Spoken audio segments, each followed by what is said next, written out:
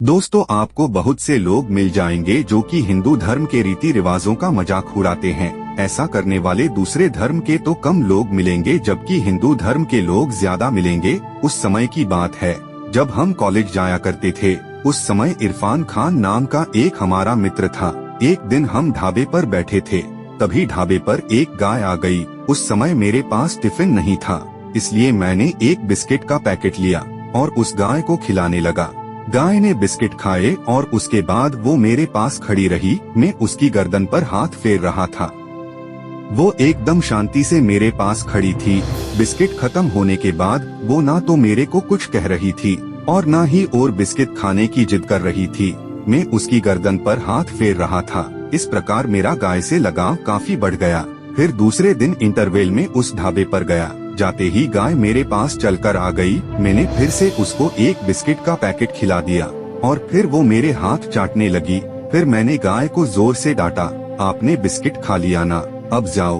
फिर कुछ देर बाद वहाँ पर एक बैल आ गया। सांड को देखते ही इरफान ने मेरा मजाक उड़ाते हुए मुझे कहा, देखो तुम्हारे पिताजी आ गए। मैंने चारों तरफ देखा, मेरे को कोई नहीं दिखाई दिया। मैंने कहा, यार क्यों झूठ बोल रहे हो? फिर उसने कहा, देखो तेरी आंखों के सामने है।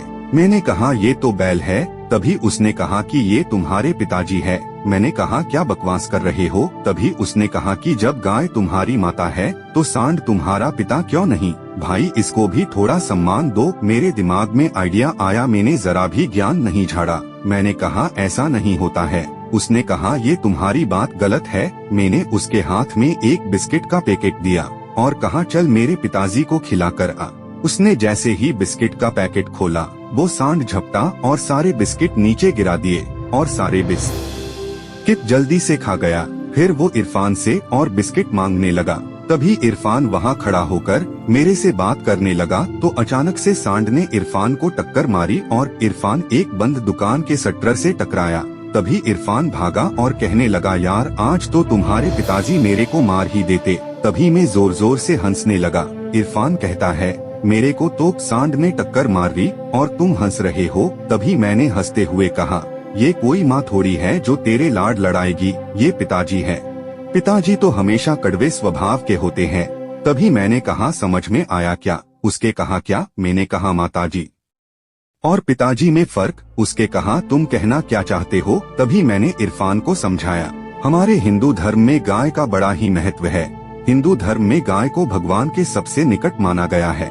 इसके साथ ही पुराणों के अनुसार गौदान को सबसे महान दान माना गया है।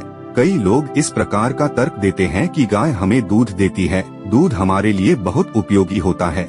हम जिस प्रकार माँ का दूध पीकर बड़े होते हैं, उसी प्रकार हम गाय का दूध भी पीते हैं, इसलिए गाय को माँ के बराबर दर्जा दिया गया है। ये गलत तर्क है। सही तर्क वो है जो इरफान के साथ हुआ।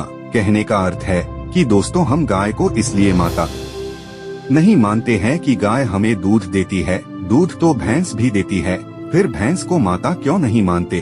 तो दोस्तों, आपने गाय और सांड में फर्क समझा। दोस्तों, गाय को हम माता इसलिए मानते हैं कि गाय एक पशु होने के बावजूद भी उसके अंदर अन्य पशुओं की तुलना में कम पशुता है। गाय की चेतना का स्तर अन्य जानवरों की तुलना में अधिक होता है। उसकी चेतना इंसानों जैसी शांत होती है। आप गाय को रोटी खिला दो, गुड़ खिला दो, रोटी खाने के बाद वो आपको मारेगी नहीं और न ही आपसे और ज्यादा रोटी खाने की जिद करेगी।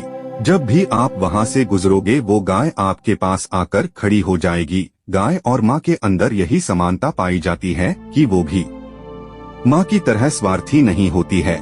सांड को इसलिए पिता नहीं मानते क्योंकि सांड में गाय की तुलना में बहुत ज्यादा पशुता पाई जाती है। वो खाने के लिए कुछ भी कर सकता है। अगर आपके हाथ में कुछ होता है तो वो आप पर झपटेगा और आपके पास जो चीजें हैं उन्हें गिराकर खाने लग जाएगा। इसके साथ वो आप पर हमला भी कर देगा। आपने कभी किसी गाय को ऐसा करते हुए देखा है? दोस्तों, चेतना के स्तर पर गाय और सांड में बहुत अंतर है। इसलिए हम गाय को माता मानते हैं और सांड को अपना पिता नहीं मानते, क्योंकि उसके चेतना का स्तर जंगली जानवरों जैसा ही होता है। इसके अलावा और किसी भी जानवर को देख लो, वो गाय जैसा व्यवहार नहीं कर सकता। आप कहोगे वफादार तो कुत्ता भी होता है, उन्हें भी कुछ दर्जा दिया जाना चाहिए। आप कुत्ते को कुछ दिन आवारा छोड़ दो, फिर वो अपनी सारी पशुता की हद पार कर देगा, वो भी जानवरों को मारकर खाने लगेगा। लेकिन आप किसी भी आवारा या जंगली गाय को देख लो, वो आपके साथ शांति से ही पेश आएगी। आप गली से गुजर रहे होते हैं, आपके पास गाय चलकर आ जाती है, तो आप कहेंगे कि ये तो आपसे कुछ खाने की उम्मीद लेकर आई है। हाँ, मैं ये मानता हूँ कि वो खाने की उम्मीदें लेकर आई है, फिर भी उसमें जानवर होकर इंसानियत है, फिर भी वो अपना पशुता का रूप नहीं दिखाती। ये एक गाय के लिए नहीं है, ये सभी गायों पर लागू होता है। तो दोस्तों, अगली बार आपसे कोई इस प्रकार का सवाल पूछे तो आप उसे एक सांड के आगे खड़े कर देना और कहना कि तुम्हें थोड़ी देर में पता चल जाएगा कि हम सांड को पिताजी क्यों नहीं कहते हैं। दोस्तों, बहुत से लोग ऐसे होते हैं जो इस प्रकार की बातों के जवाब नहीं दे पाते हैं और खुद शर्मिंदा हो जाते हैं, फिर अपने ही धर्म को कोसने लग जाते हैं कि ये कैसा धर्म है जिसमें एक गाय को माता मान लिया है। दोस्तों, हम अपने धर्म और अपने आप को नीच तब समझने लग जाते हैं। इसका कारण ये है कि हम अपने धर्म के बारे में कुछ नहीं जानते। हम जानते इसलिए नहीं है क्योंकि हमने कभी हिंदू धर्म को जानने की कोशिश तक नहीं की और न ही धर्म की किताबों को पढ़ा। तो दोस्तों, अगली बार आपसे इस प्रकार का कोई भी सवाल पूछे तो आप सुनी सुनाई बातें न कहकर उसके लिए धर्म ग्रंथ को पढ़कर उसके सवालों का जवाब दे, ताकि आगे से वो ऐसे प्रश्न पूछने की हिम्मत ना करें।